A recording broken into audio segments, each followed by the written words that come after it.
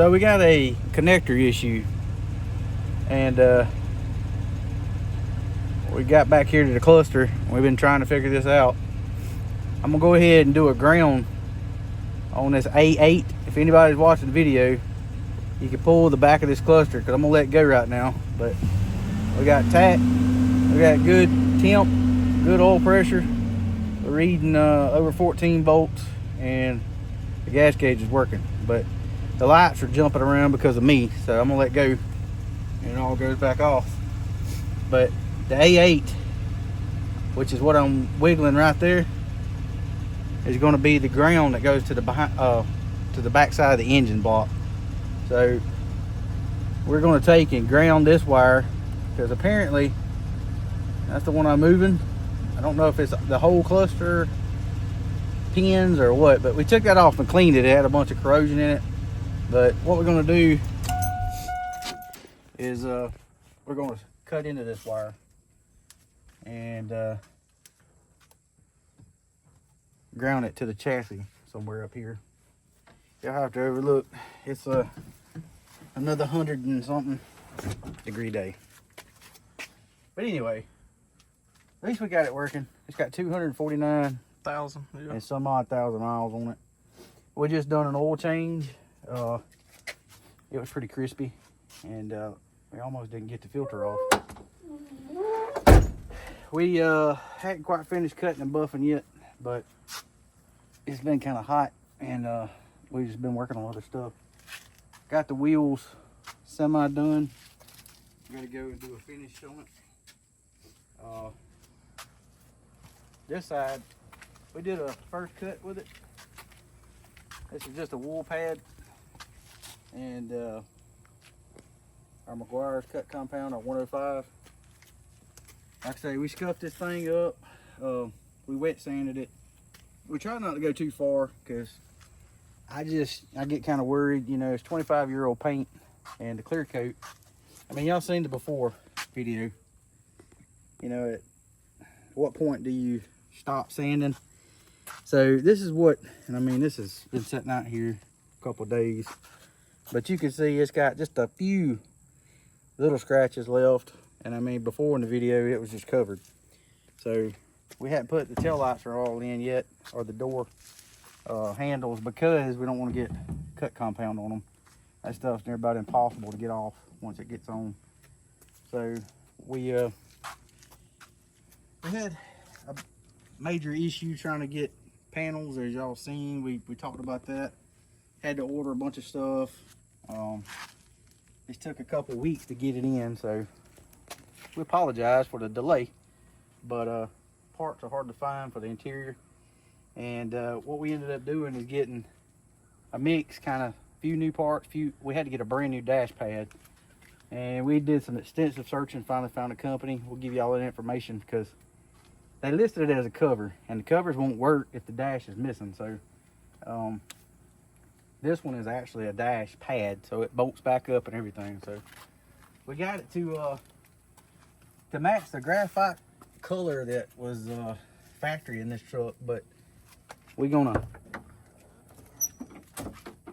as you can see, that's that graphite.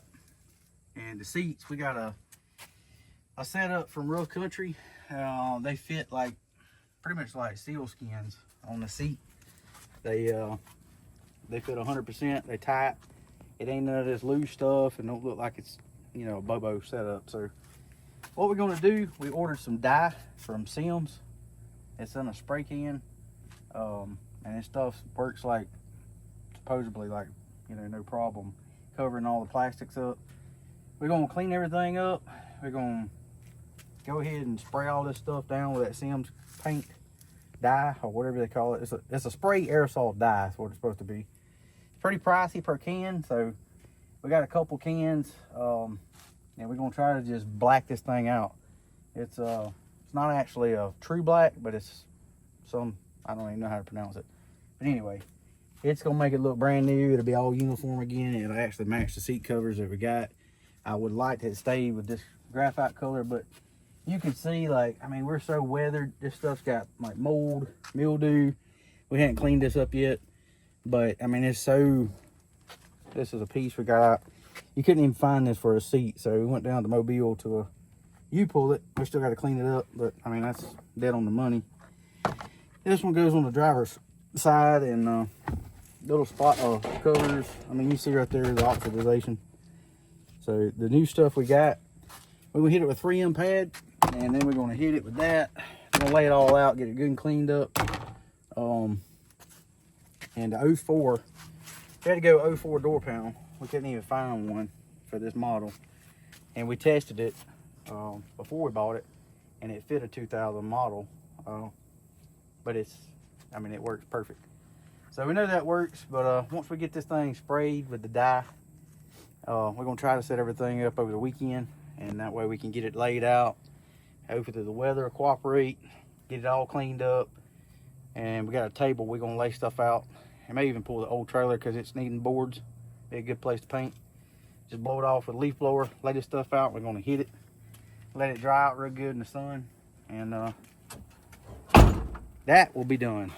So we gotta take the tent off and get it where it don't look so jacked up. That looks like crap. And the hood and the roof, like I say, we did a little bit on the roof, the hood, just to see, and it's shining up in spots. So what I'm gonna do, we got to get it out of the sun to finish it, but we're gonna go ahead and hit it just to polish it out. I'm not really gonna sand it down too much because I don't want to lose any more paint, and we're just gonna buff it up as good as we can, and then we're gonna put the wipe on clear coat that we have. I call it a clear coat. It's actually not. We're gonna go ahead and give y'all the brand of that because there's no sense in trying to hide it from y'all. Maybe it'll help you guys out. We'll give you the bucket that we get it out of. It's pretty expensive. It's about 150 bucks for 5 gallons, but it actually will work good because the old truck has it wherever it's at. It's in the shade. But we're gonna do the hood after we polish it. After we polish the roof, we're gonna go over it just to keep the rust at bay because it'll seal that up and won't let it rust. So we still got to do the undercoating. But we did a test spot over here. I mean, you can kind of see that ain't, I mean, just like I say, the other side's not even finished. We still got to do at least 2 more buffing compounds on it to get it where it needs to be. But I mean, you can take a step back and look at this dude. And I was able to take this dent out. There's 2 dents and a crease. So I got this big dent out for the most part. The dent here was pretty well come out. That crease right there, I got it somewhat out. And up here on the hood, or not the hood, but the front fender, it was creased in completely through here. So I popped those out the best I could without taking the fender off. So it looks a lot better, but I mean, like I say, it's got chips down to the primer. It's got scratches all the way down to the primer. I don't know what got into it, but those we couldn't do anything with. I mean, it's gonna have to be repainted at that point, but I think it looks pretty good. Yeah, man, it looks good, dude. I mean, for 25-year-old paint, yeah, it'll work. But just want to give y'all an update. Had a lot of people asking about it, and we still got to clean this one wheel up. I know it kind of looks like we're all over the place, but we were trying, like I say, get the parts put together because ordering stuff is what's taking the longest. So I was trying to get logistics taken care of. This can be done pretty quick. Unfortunately, shipping takes, you know, sometimes a week, 2 weeks to get stuff. So that's kind of what we've been dealing with. But we got, I think for the most part, everything we need to put it back together now. It's just going to be the monkeys on us now. So we're shooting for next week, finishing it up. So we've got a lot to do, but it all come together pretty quick once we get out here and get started. The wiring on that cluster, tracking that down, it takes time. Just, you know, trying to run down wires, what's shorting out, what ain't. We replaced the starter. We was having an issue, brand new battery. It seemed like a bad battery. So tested the battery with my tester, it tested good, brand new battery. So anyway, went ahead and got a starter and throwed it on, and it's cranking like it's supposed to now. So we're getting charged about 14 and a half volts. That's working. So the only other thing under the hood really is going to be AC. But like I said, we got to really need to get the interior back together and then put all that back in, and then we can kind of work on that. So that'll be a kind of a hold up next week. Don't know if it's going to work or not. I want to get it going for, so I got all the stuff. I can actually charge it up if it's low, or pull it down if it needs a vac. But without actually getting the blower back in and everything going, all these plugs back together, I really don't know. I ain't even put gauges on it yet to see what the head pressures are, you know, if it's even got Freon in it. But anyway, we'll get to that. I won't say we're taking it one step at a time, but we're kind of all over the place. But main thing is parts. We got all the parts in, I think. So if we did everything right, we made a list and ordered and then had to go get. So there's a lot of running, a lot of logistics involved. But we got it, I think. So y'all bear with us. I know y'all ready to get this thing back on the road. We appreciate y'all being patient. I thought it was going to be a little bit faster with LMC, AMD, places like that we always go through that have direct parts. They don't have any of this stuff. So I'm not sure why. I don't know if it's just not old enough yet or what. But the OBS body style, you can find that stuff dime a dozen. This is considered a MBS, right?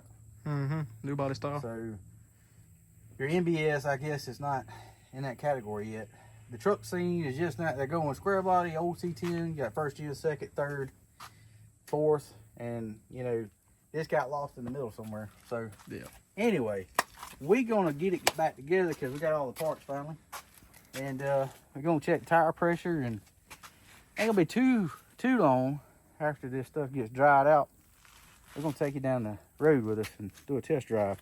That's right. So everything looks like it's okay, but we need to get those gauges where they're working full time, because if it's so hot out here, if this thing has truly been setting up as long as it has, good chances our thermostat may need replacing, and we don't need any kind of issues with that. So the oil looked pretty good. Like I said, it was just burnt. We got great oil pressure too, so that's good. Yeah, we're running about 50 psi.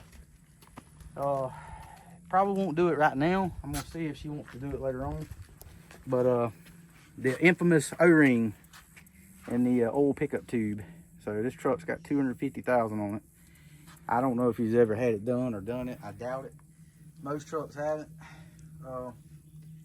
It'd be a shame for it to have an O-ring failure at this point. So it's really not that big a deal. We just have to pull the oil pan and the oil pickup and put a new O-ring in it. If y'all hadn't done that, anybody watching, I advise you highly to do that. Both of our builds, we put new ones in. Very first thing we done. It's cheap. I mean, don't cost a lot. You can get them O'Reilly's or wherever, Napa, anywhere, BTR.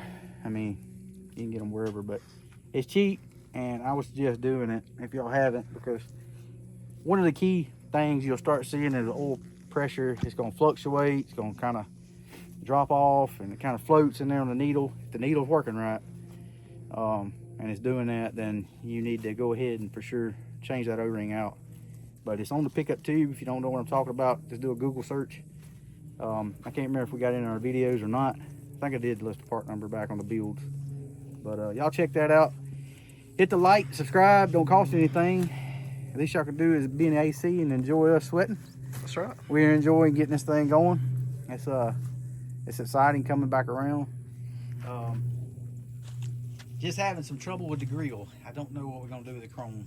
We have tried to get a couple of those things used in good shape, but he put the billet setup in it, and that don't go with the newer ones. So to buy a brand new grill, it's kind of, I don't know, it's kind of pricey. So either we're gonna try some vinyl overlay on that spot, or we may take that off and go back with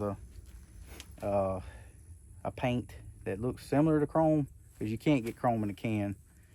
The only thing I know that really works is some model spray, but we'll have to 2K it and make sure it doesn't come back off, because that's a direct point where sun hits it all the time. But we're gonna try to do something with that. I don't know if the vinyl don't look right.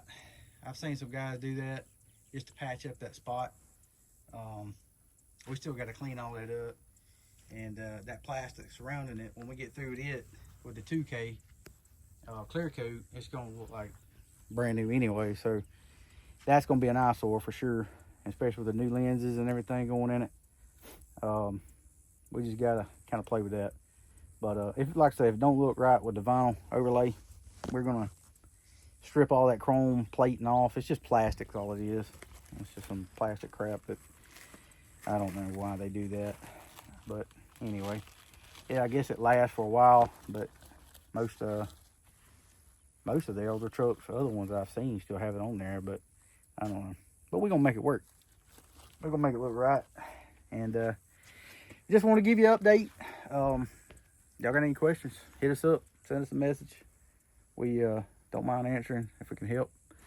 Right now, like I say, that's all we got. But it's gonna come together fast, so y'all stay with us. We're gonna go in, clean up. We're gonna go do a little job and make a little side money, and come back, and I'm gonna try to get started tomorrow. It'll be Saturday, so y'all be with us. Thank y'all.